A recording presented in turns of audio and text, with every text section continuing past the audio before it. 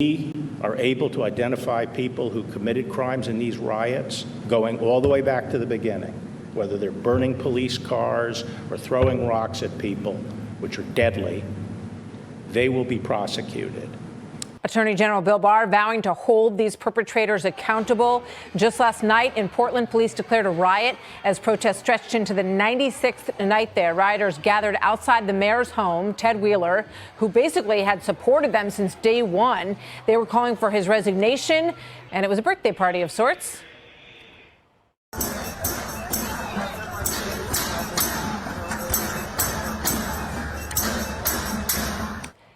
The rioters also set fires to bundles of newspapers. They threw them into the ground floor of a residential building. In the act, they torched a minority-owned business called Pearl District Dental. They broke the windows. They looted the stores in the area. So what started out as a peaceful protest became something quite different in the evening there. Meanwhile, police are reportedly investigating this man, Antifa supporter Michael Reinhold, as a person of interest in the killing of Patriot Prayer member Aaron Danielson this weekend. DOJ spokesperson Carrie Kupek joins us now. Carrie, good to have you here tonight. What can you tell us about these ongoing investigations into the murders? The Kyle Rittenhouse situation is also under investigation as well, and the efforts to figure out who's behind all of this.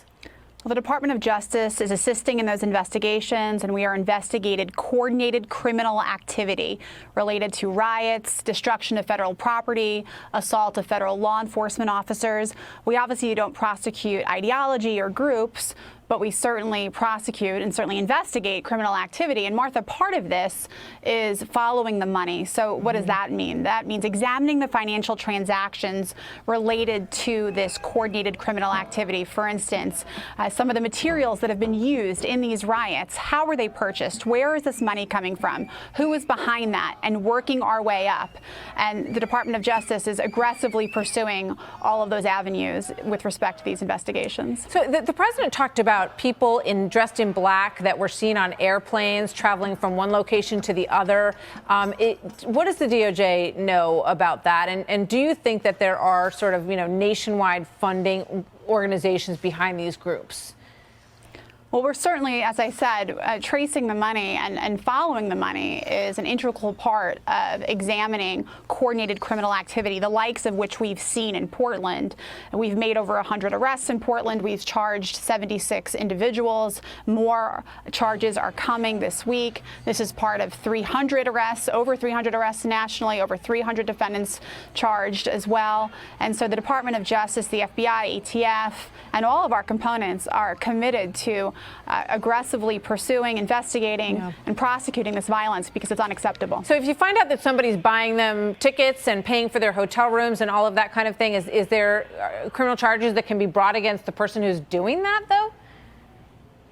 Well, again, we look at crimes. If a federal crime has been committed, and federal crimes include, assaulting federal law enforcement officers, arson.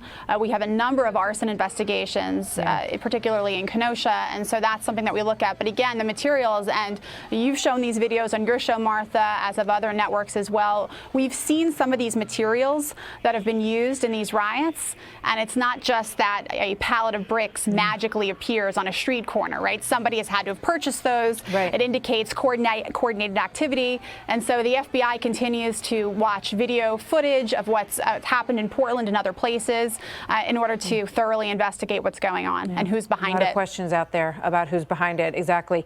Before I let you go, the FBI came out today with sort of new guidelines in terms of FISA applications and the like, and, tightening the ability to surveil American citizens, members of campaigns. Any thoughts on that guidance? And does that in any way indicate that the Durham report is going to be close behind? Yeah, so a couple thoughts on that. So in addition to the Inspector General's review, in addition to the 40-plus reforms that Director Wray has already enacted and is implementing, in addition to John Durham's investigation, the Attorney General determined it was necessary to implement additional reforms at the FBI to make sure that what happened to President Trump and his campaign never happens again. This includes the creation of an audit office within the FBI, and what that office will be doing is conducting oversight of national security activities, FISA applications, and the like. The Inspector General will be reviewing the activities of that office after 8 months to make sure it's properly functioning. And in addition, on the FISA piece of things, if the FBI seeks a FISA warrant on an elected official, a member of a campaign, or a candidate, they will need to get permission from the Attorney General to do so. Carrie Kupak, thank you. Always good to see you, Carrie. Thank you.